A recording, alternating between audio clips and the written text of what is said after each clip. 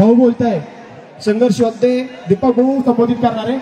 बांधवांनो हे दादा हे नाही तिथलं तर काही नाही तुम्ही ऐकायला तुम्ही मला पाहायला आणि ऐकायला आलेले आहे बरोबर आहे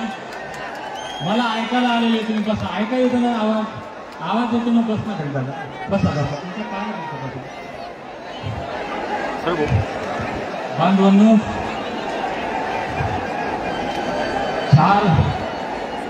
4 वाजता हे इथं बोलणं सुरू करा असे लोकांचे फोन येऊ राहिले कारण जितके लोक इथं बसलेत ना त्याच्यापेक्षा जास्त अजून बाहेर ट्रॅफिक मध्ये आला आणि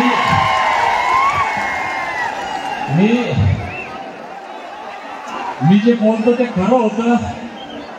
याचं उदाहरण तुम्हाला सांगतो मी पहिलं वाक्य नंतर सांगतो शेवटचं वाक्य पहिलं सांगतो काल हे मीडियावाले बांधव माझ्याकडे आले होते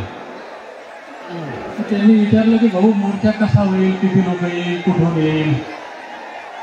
मी त्यांना म्हणलो होतो जालना जिल्ह्याच्या इतिहासातला पहिला मोठा मोर्चा होईल